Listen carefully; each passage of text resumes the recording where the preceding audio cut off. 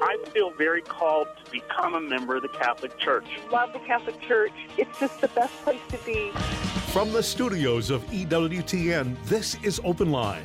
In North America, call toll-free 1-833-288-EWTN. That's 1-833-288-3986.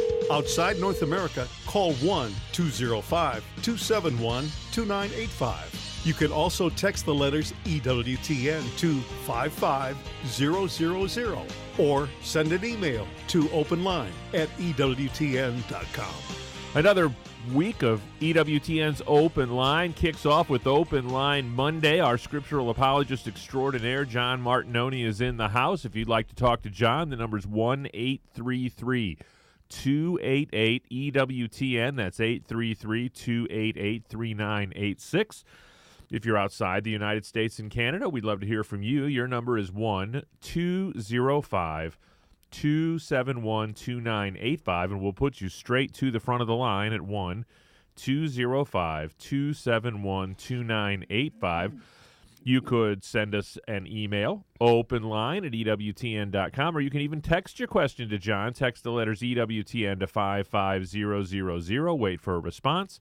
Text your first name and your question, message, and data rates may apply. I'm Jack Williams, Michael McCall producing the program. Your call screeners, Mr. Matt Gubensky and Jeff Burson handling all of our social media traffic today, where you can find us on Facebook Live as well as the EWTN Radio YouTube page. Our host, as he is every single Monday, our scriptural apologist extraordinaire, as I mentioned, Mr. John Martignoni. How are you, my friend? Doing all right. How about yourself? I'm doing terrific. My computer's not working. Well, then you're not doing as terrific as you could be doing. That's right, but it's an opportunity to grow in holiness. That's how I'm viewing it. There you go. And hopefully it'll... That's a good way. Yeah, that's exactly how it'll be. So you had a good weekend? Every weekend. Yeah, you hesitated, though. Weekend. You hesitated. Usually don't hesitate. I was trying to think, what did I do this weekend? And it rained all weekend, so not as good as it could have been, but it was a good weekend. Yeah, I got to spend the weekend in a place where it was sunny all weekend. Where was that? It's in Florida. Yeah, it was sunny. Well, that's nice. The Sunshine State lived up to its reputation over the weekend. It was beautiful. So I've got an email here from Mart. I don't know if that's short for Martha or I don't know, but it's from Mart. Okay. Hi, John. Love your apologetics. Smart person already. Question is about Jesus casting demons out of people. I know his ministry was to heal people, but where are the equivalent to demon-possessed people in our time? Okay, well, Mart, if you, what says Supermart, too? Mart. Anyway, if you look or if you talk to anybody, any priest or bishop who has been involved at all with exorcisms, the demon-possessed people of our time, you would probably have them tell you that we have more demon-possessed people in our day today than they did in Jesus' day, although they can't actually make that as a factual claim. They can only speculate because obviously they weren't around in Jesus' day and no one was exactly counting. But the exorcist in our diocese here in Birmingham, and I know in dioceses around the country and around the world, are staying very, very busy. And now some people will say, oh, well, you know, in Jesus' day they thought, well, maybe if you had some sort of disease and it caused you, you know, maybe cancer or something, that they thought, well, that was a demon or so. No, not necessarily so. And so because, you know, Jesus healed leprosy, he healed other diseases, but then they were very specific. He cast out demons, and the demons quite often spoke to Jesus. So it wasn't that he was healing something that people just thought, oh, he's got a demon in him. They actually had demons in them. And if you talk to people involved with exorcisms today, they will tell you yes, there are people out there who think they're possessed, and actually they have some sort of mental disorder that can be treated with drugs or with therapy, something along those lines. But then they say, no, there are really people who are possessed by real demons, and demons are indeed real. So these people are here, they're around us, and the spiritual warfare is it is being engaged on a continual basis. Got another one here from John in Miami. He says, Dear John, I'm a Protestant, but have been following EWTN programming for a few years now. At Bible study last week, our teacher said that in Matthew chapter 16, verse 18, Petra means big rock and Petros means little rock, and that Petra was the word used for rock in Jesus' story of the house built on a rock instead of sand. My commentary says the words are the same, but one is Aramaic and one is Greek. Can you explain how Peter can be the rock when in other passages Jesus and or the apostles are referred to as the rock? Well, Peter is an apostle, so that fits. But here's the thing. First of all, Matthew 16, verses 16 to 18, where Jesus says, Thou art Peter, Petros, and upon this Petra, rock, I will build my church. And people say, see, it's different. It's Petros and Petra, so it's not the same thing. So Peter is not the rock upon which Jesus builds his church. It's Peter's exclamation of faith. And it's like, well, hang on, wait a minute. A few things you got to remember here. Number one, let's go through the passage. Simon Peter replied, You are the Christ, the Son of the living God. And Jesus answered him, Blessed are you, Simon Bar-Jonah. Carry on. Thank you. Blessed are you, Simon Bar-Jonah, for flesh and blood has not revealed this to you, but my Father who is in heaven. And I tell you, you are Peter, and on this rock I will build my church, and the powers of death shall not prevail against it. So it's you, and then people want us to think that Jesus said, me? Blessed are you, Simon Bar-Jonah, for flesh and blood has not revealed this to you, but my Father who's in heaven. I tell you, you are Peter, and on this rock I will build my church. I will give you the keys of the kingdom of heaven. Whatever you bind on earth shall be bound in heaven. Whatever you loose on earth shall be loosed in heaven. So, you, me, you. Now, doesn't work grammatically, logically, any other way you can think of it. And here's the thing. Yes, you have to get behind the English to the Greek. Petros, Petra.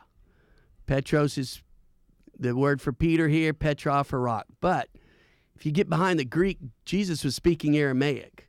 And when he spoke it, he would have said Kepha or Kepha, however you want to pronounce it, Kepha. Thou art Kepha, and upon this Kepha I will build my church. The apostles would have known with 100% certainty that Peter was the rock Jesus was talking about, because that's what Kepha means in Aramaic, rock. Other thing you have to keep in mind is Greek is a language that has, it is not a gender-neutral language. It has the male and female nouns, or masculine and feminine nouns. So Petra, being rock, ending in an A, is a feminine noun. You cannot use that when talking about Peter. So thou art Petra, or thou art Petros, instead of Petra, because Petros is the masculine form of Petra. So that's why we can say with certainty that, again, because of the Aramaic first and foremost, but then because of the masculine and feminine forms of the word Petra, and the fact that Greek is masculine and feminine in its nouns, Peter is indeed the rock. Now, elsewhere, we have people, the apostles being called the foundation. In Revelation, the apostles represent the 12 foundations of the kingdom of heaven. Well, in another place in the Gospels or in the New Testament, Jesus is called the foundation. Well, if Jesus is the foundation, how can the apostles be? Because they are members of his body and they share in a particular way in his role as foundation. Jesus is called the judge, but the apostles are also called judges. God is Father. I am a father. So it's not that, only Jesus can be referred to as the rock. That's false. That's counter to Scripture, counter to logic. So again, Peter is Petros, the rock upon which Jesus will build his church. 1-833-288-EWTN is our toll-free number, 833-288-3986. Our scriptural apologist extraordinaire, John Martignoni, is in the house. Grab one of these open phone lines. Open Line Monday with John Martignoni.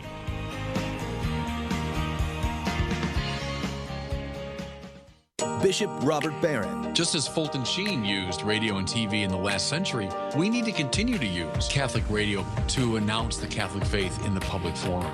The leading Catholic voices are on EWTN Radio. Have you heard of Amazon Echo? It's a virtual personal assistant that allows you to use just your voice. You can listen to EWTN Radio just by saying, "Alexa, play EWTN Radio." Check out the Amazon Echo today.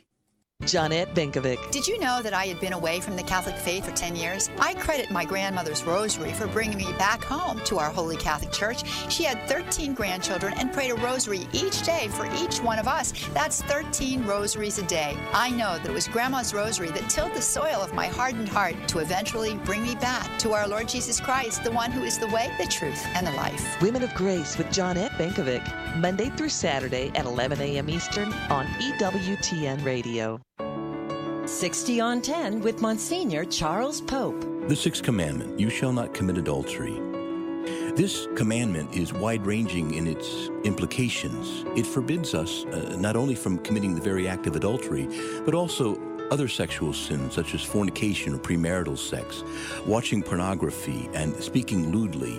Likewise, homosexual acts and acts of masturbation are also forbidden us. And the Lord himself even enjoins us to a purity of mind that we should not freely entertain lustful thoughts. And so it's wide-ranging, it's challenging, but it's in service of the great sacredness of human life which comes from sexual activity. So we thank God for this great gift of sexuality, and we ask for his grace to live it with great reverence. The sixth commandment, you shall not commit adultery. EWTN. Live truth. Live Catholic. This is Open Line on the EWTN Global Catholic Radio Network. If you have a question or comment, call 1-833-288-EWTN. That's 1-833-288-3986. Outside North America, call 1-205-271-2985 or send an email to openline@ewtn.com. You know, it's Fat Tuesday tomorrow. Yes, it is. I love Fat Tuesday. And if we stay in here much longer, we'll be really skinny for Fat Tuesday. That's exactly right. It's a little warm in the studio. I'll give you that. It's a little bit warm. You know, we used to do a thing they did at our parish in Iowa is they would have this big party where they had this guy called, I don't know if he was called the Pancake Man or what. He was called something like that, and he would throw. He would cook pancakes and he would flip them and throw them onto your plate at some distance. You know, wow. It's kind of a dinner and a show kind of a thing. Rather unique talent. Yeah, and they would always have him in on Fat Tuesday, and we'd have that big. They would have that big, big gym in the school. Basically filled up, and everybody would come out for the pancake dinner, and then at some point during the evening, the director of religious education would come out, and she'd have all the kids come up to the front, and they had a ornately decorated box in the traditional colors of purple, green, and gold, and they would ceremoniously bury the Alleluia. until Easter Vigil. So they'd put it in a box and they'd put it away. And I thought it was really cool. That would make an impact. Yeah, it did on the kids. Yeah, remember. I thought it was really neat. What do you do? Do you do anything wild and crazy in the Martignoni household on Fat Tuesday? No. You're not fat, so I don't know why that would. No, we just prepare for Lent. What are you going to give up? I'm still not in open process. line Monday, I hope. Well, no. I would miss seeing your joyful face. And that's the whole idea. It would be a penance for you. Yeah, you're right. Well, I don't recommend it, however. No, but your state in life needs to be honored. I might not return to open line if I decided to give it up for Lent.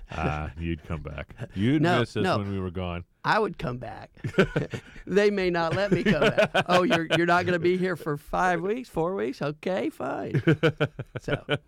But no, I'm still thinking about exactly.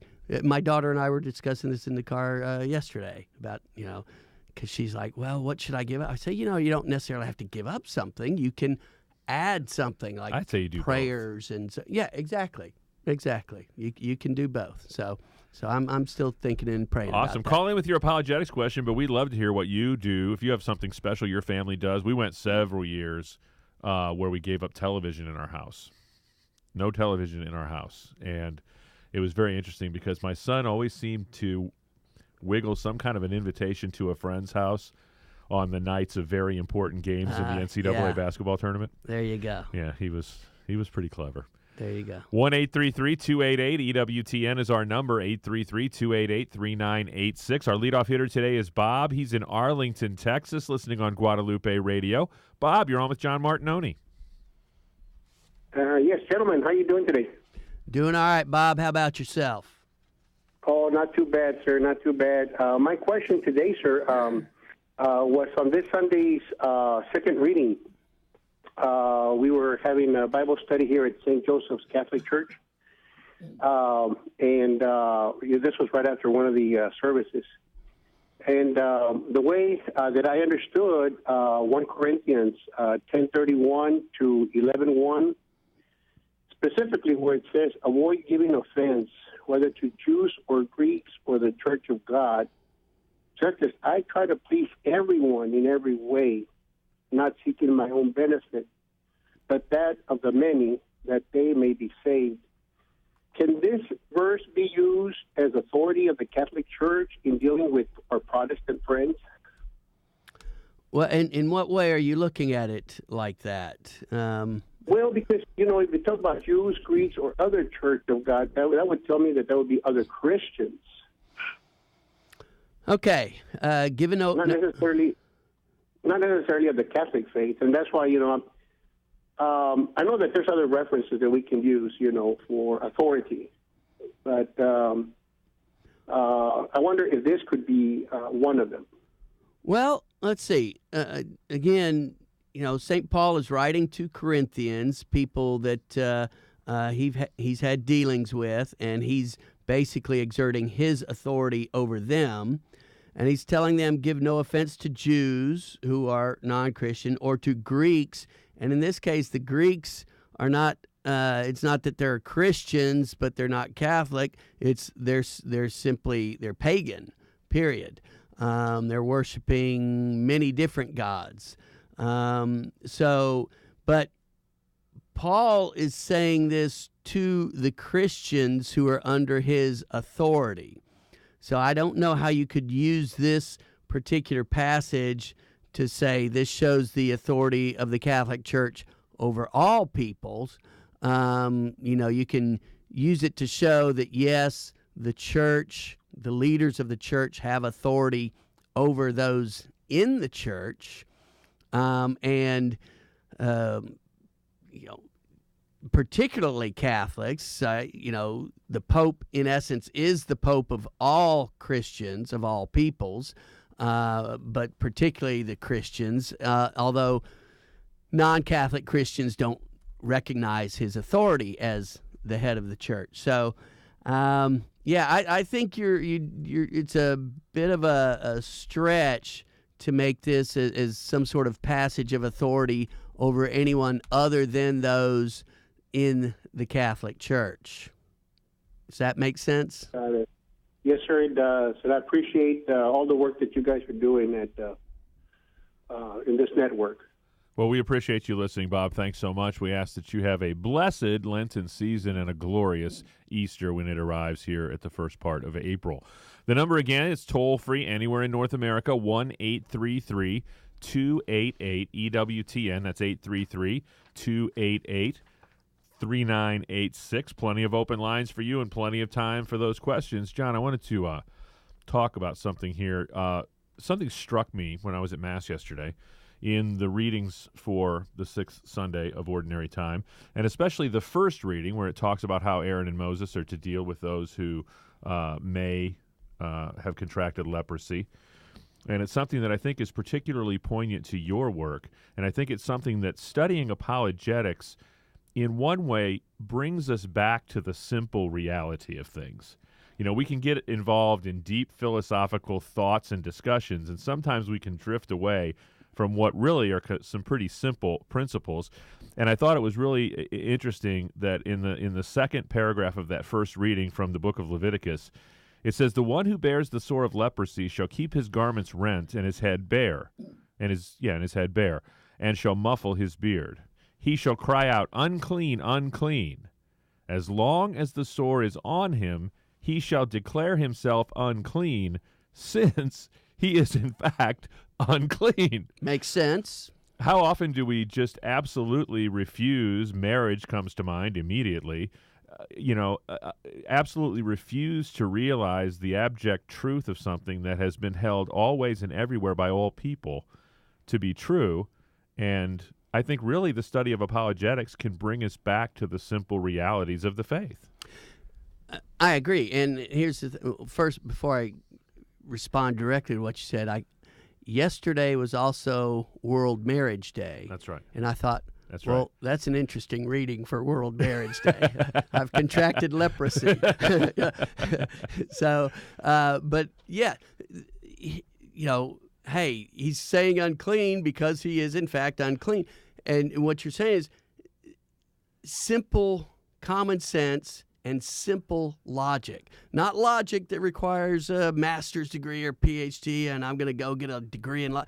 No, just simple everyday logic that, hey, 2 plus 2 actually equals 4. And that's what I try to do with apologetics. I quite often compare it to mathematics or simple arithmetic because, look, if A equals B, then B equals A. And if you have, if God is love, then love should play a role in our salvation. Does that make sense? Yeah, that makes sense. Okay, so faith alone, I don't know about that because if you save by faith alone, love has nothing to do with our salvation. But God is love. And all through the Gospels, Jesus talks about love, and love will set you free, and this and well, so simple things I think studying apologetics helps to bring logic into the conversation. And there are so many people in today's world, our kids in our schools, college, high school on down, are not being taught how to think. They're being taught what to think. And so I think apologetics helps not just with the conversation about religion, but overall conversation because it helps people start thinking about, yes, logic does count for something. It does mean something, and it is necessary in order to basically get through life. Hey, I'm alive. I can see my hand. So logic tells me I exist because I'm here. I'm talking on the radio and everything. But what if a professor in a philosophy class might say, well, what if we're all actually just the dream of some person that's somewhere in some universe? It's like, really? That makes no sense whatsoever, So bring it back. Drop a bowling ball on your foot, Mr. Professor, and see how dreamy that is. I always tell people, I say, okay, if we might just be a dream, would you do me a favor?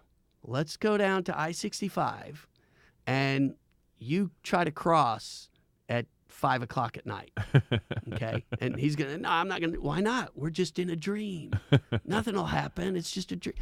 So apologetics helps to bring the conversation back to logic and common sense, and helps people sit down and actually think about what they're saying and the consequences of what they're saying. 1-833-288-EWTN is our toll-free number. Toll-free anywhere in North America. 1-833-288-3986. If you're outside the United States and Canada, we'd love to talk to you. Your number is 1-205-271-2985. EWTN Radio's Open Line, Monday with John Martignoni.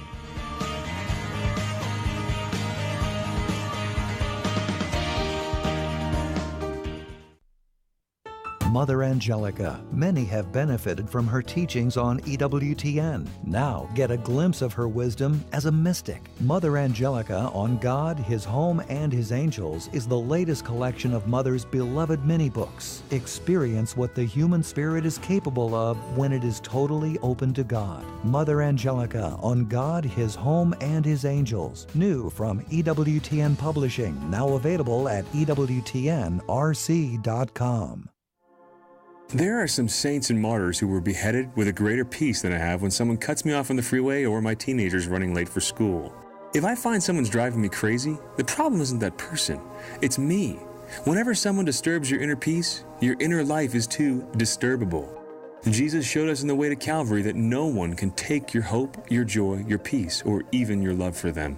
No one can make you act or feel anything. When Jesus reigns in our hearts and minds, we don't hand over that kind of power to any human being. So if you're letting someone drive you crazy today, maybe God's telling you to build up the interior castle of your heart so that nothing disturbs you. But that comes from prayer. As St. Paul wrote from prison, do not be anxious about anything, but in prayer and petition with thanksgiving, present your requests to God.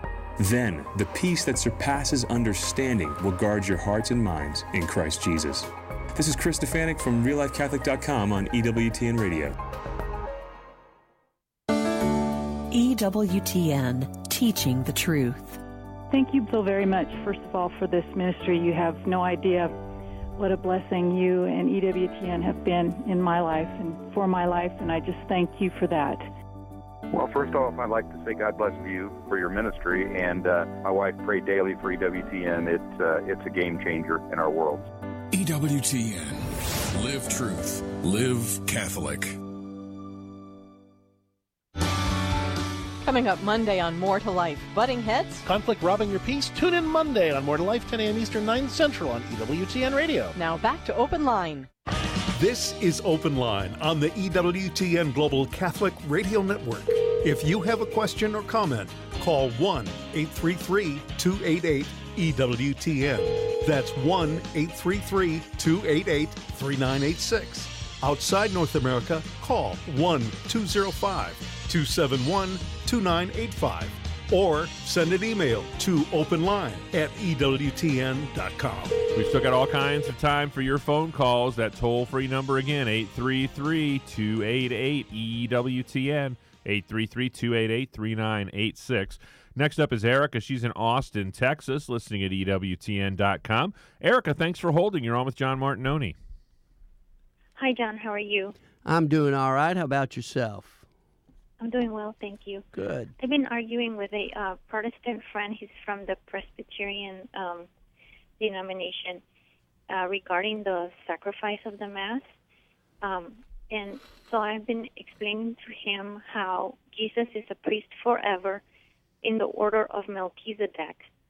And so that's why he needs to perpetuate his sacrifice.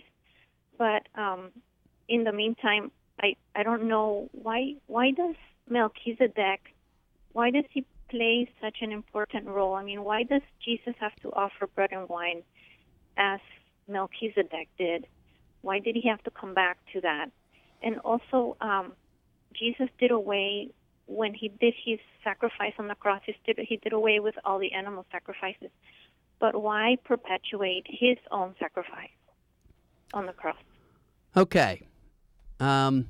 First, I would phrase it not that Jesus had to come back to Melchizedek offering bread and wine, but that Melchizedek offered bread and wine as a foreshadowing of what Jesus was going to do. And the bread and wine, basically, in one respect, you could say, because it's simple. We were talking about simplicity and apologetics and the faith, and bread is the basic food group, for human sustenance, and all through the Bible, bread is seen in as many ways as a hey, this is what man lives by, essentially, until we get to the New Testament, and then God says, Jesus says, man does not live by bread alone, but by every word that proceeds from the mouth of God, and Jesus being the Word of God. So there's a correlation there made between the bread that provides earthly sustenance, and then the bread which provides heavenly or spiritual sustenance. And we get this correlation in a much deeper way in John chapter 6, where Jesus says, I am the bread of life. So bread obviously being a staple of the diet of the Jewish peoples, and really all the peoples of that time, that just as you need bread for life, for physical life, well, you need the bread of life for spiritual life as well. And so that's why it's more Melchizedek foreshadowing Jesus than Jesus coming back to what Melchizedek did. He didn't have to do that. Melchizedek would be the one who is more likely to have to do that as a foreshadowing. Now, why perpetuate the sacrifice? Well, number one, it's the one sacrifice. And Jesus is now, as it tells us in Hebrews, he is now in the inner sanctum, if you will. He's in the sanctuary in heaven as the high priest. And Hebrews tells us that the high priest, his function is to offer sacrifice. What sacrifice is he offering? Well, Jesus is offering the ultimate sacrifice, himself. Does he offer it over and over and over again? No. What he's essentially doing is he is representing the one and only sacrifice of himself on the cross. And, I picture it in this way. God is outside of time. So the sacrifice of the cross is current to God. It is now. All past history, all future time is in front of God. It is the eternal now for him. So I picture it as, okay, let's say when I go to confession and I've sinned and I go to confession, I repent, and God, I kind of imagine God saying to his son, why should I forgive John Martignoni of his sins? What has he ever done that would be worthy of me forgiving him for his sins against me? And Jesus says, well, Father, look what I did. And he points to his sacrifice. He represents his sacrifice on the cross to the Father, which is what we're doing in the Mass. We're not sacrificing him over and over. We are representing the one and only sacrifice. Why? For the sake of sinners, so that we can receive grace, so that we can be holy. So that's why, we say, you can say in a way that it's the sacrifice is perpetuated. Why? Because we still need it. We still need that grace as sinners. We still need that forgiveness. And that's what the sacrifice of the Mass helps to do. Grants us that grace, makes available all that grace to us so that we can overcome sin and become holy. Does that help you out? Yes, sir. And if you will allow me, I have one more question. Sure, go ahead. Oh, yes. And then why is it that So he needs to perpetuate it to for graces to flow. And when you say representing, is it really Jesus on the cross again, or is it more like, I try to explain it to him, and I don't know if this is correct, but is it more like you put a DVD on and then you press the rewind button to come back to a scene that has already been filmed in past years, and the actors are not jumping or doing that scene again, but they are on the DVD. You can present it again without having the actors going through the action again. You know what I mean? Well, I suppose every analogy to the divine lacks something, because we're making analogies to the actions of God, and we are only human with human terminology. So the representation, it's an unbloody representation. It's not, Jesus is still bleeding on the cross. It's no.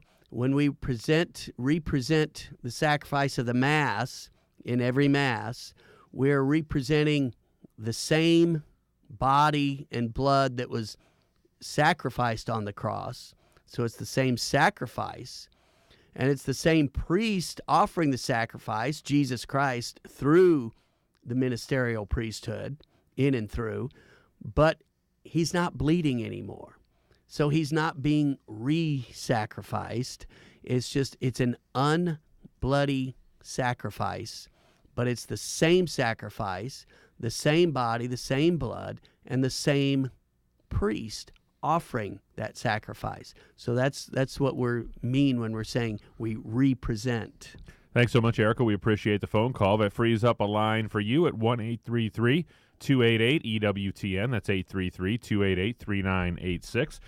Next stop, Tacoma, Washington. Jeannie's in Tacoma listening to EWTN Radio. Jeannie, you're on with John Martignoni.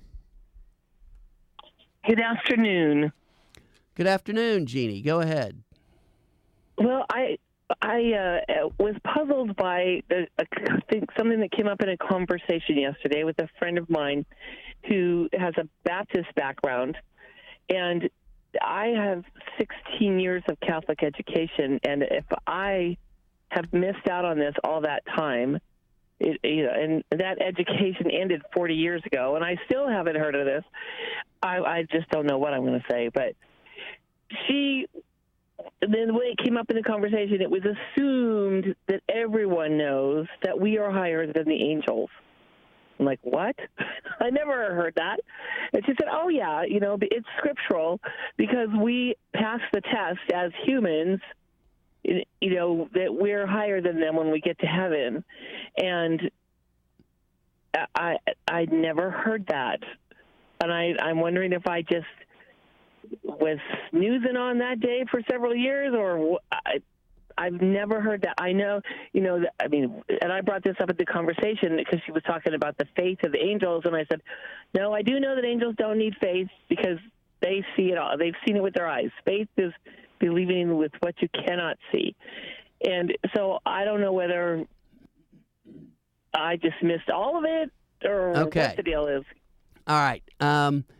You need to tell your friend he needs to read the letter of Hebrews, chapter 1 and 2. And let's go. Chapter 1 basically gives the context, the background for what I'm going to say here in chapter 2. It says, and this is Hebrews 2, verse 5, for it was not to angels that God subjected the world to come, of which we are speaking. It has been testified somewhere, what is man that thou art mindful of him? Or the Son of Man that thou carest for him. Thou didst make him, and it's talking about Son of Man here, for a little while lower than the angels. How is that he was lower than the angels? It's his human nature that is lower than the angels. It's not his divine nature, because it says, thou didst make him. Jesus, as God, the second person of the Trinity, is not. Go ahead. Yes, you. Begotten, not made. Yes, begotten, not made. Jesus as God is eternally begotten from the Father. Jesus, his human nature was made. It was created. It was.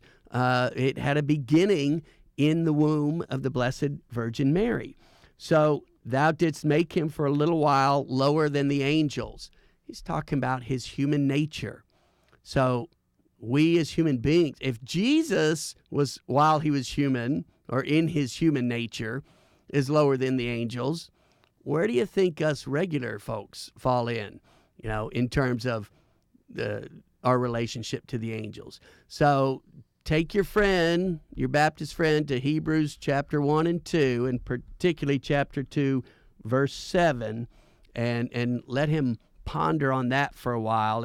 And just ask him the question, say, exactly how was it Jesus was lower than the angels? And if he was lower than the angels, how is it that we are greater than the angels? And see what he has to say, okay? Well, just so I've been clear on this, we're not greater than the angels until we have passed the test, quotes, and made it into heaven. And I'm not an apologist. I can't pronounce it, but thank you. But I said, well, the angels had their test too, and they could have left. And a lot of them did. So they're there because they chose to be. Okay, and we're going to be there because we chose to be. So he's saying once we get to heaven, we're greater than the angels? Yes. Okay, well, I don't know that there's anything, we're members of the body of Christ. We're in heaven. The angels are in heaven.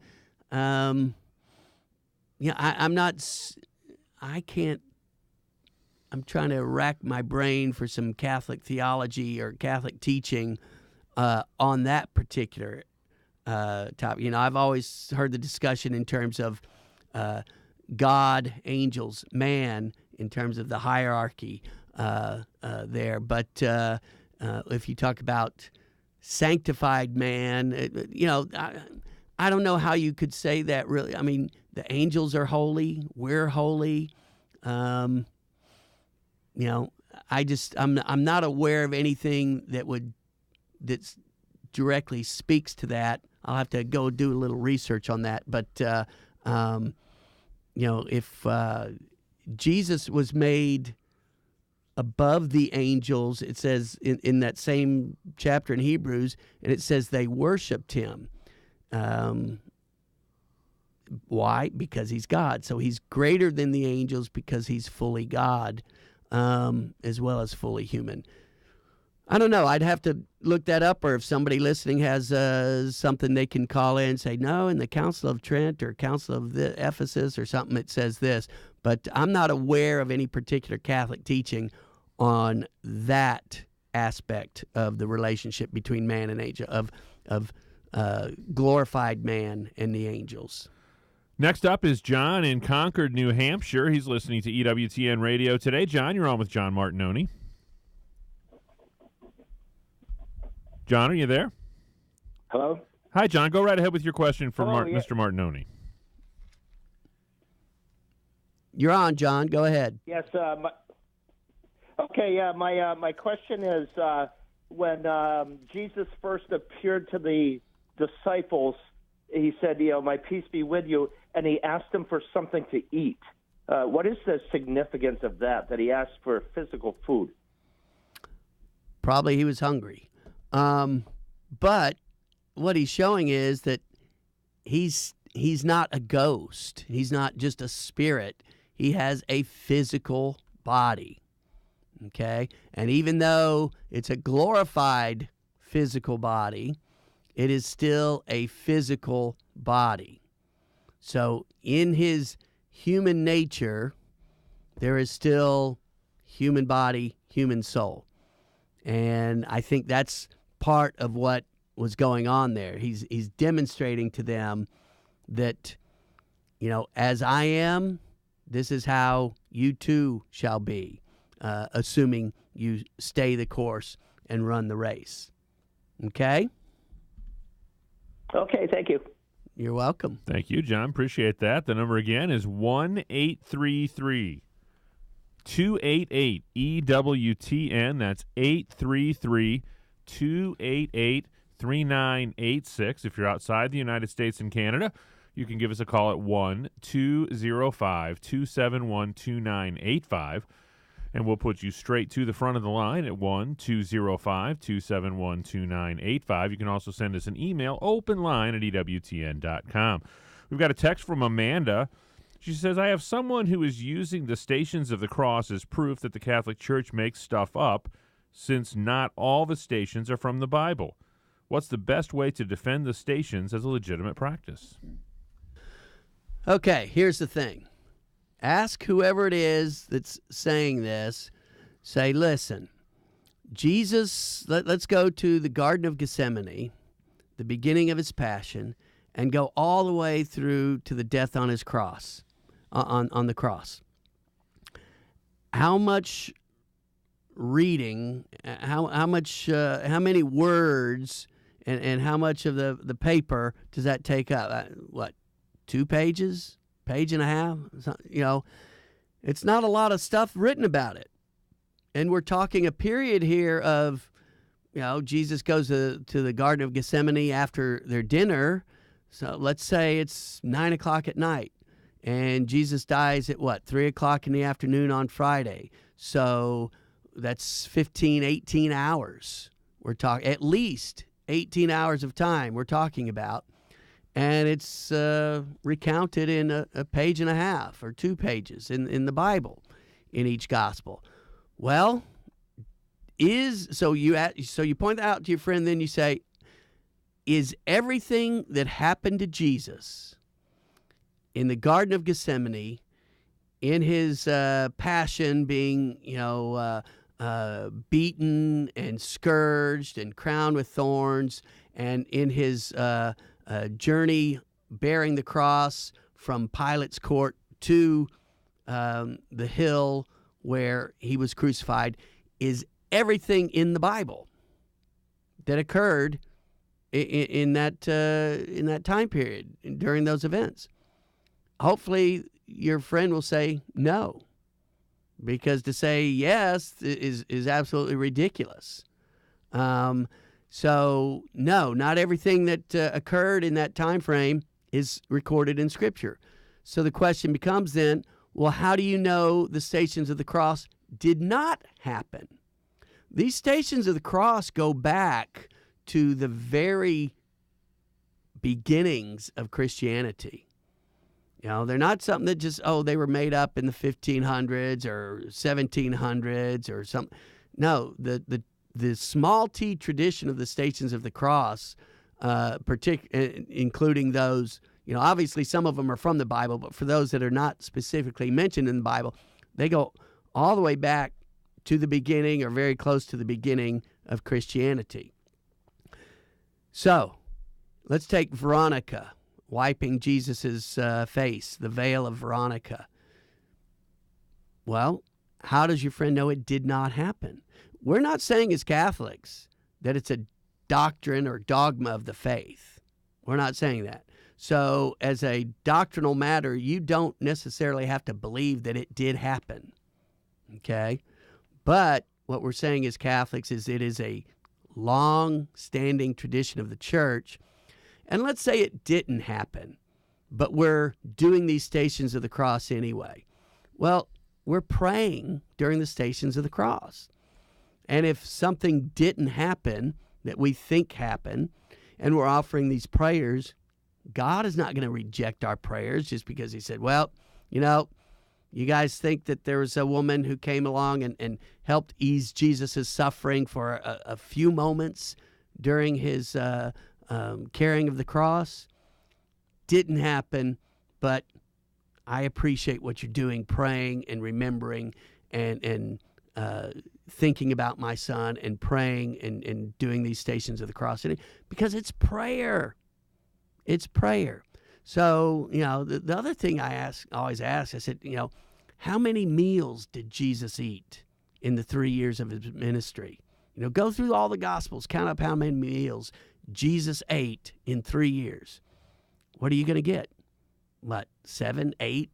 I don't know how many. I mean, it's I don't think it amounts to a dozen even.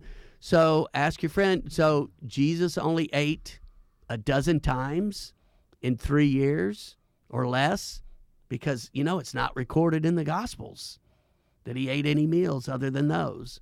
Now, that's a ridiculous position to take, and you need to point out, what a ridiculous position it is. So it's not doctrine of the church, but it's ancient Christian tradition, and so it has more evidence for it than it has against it.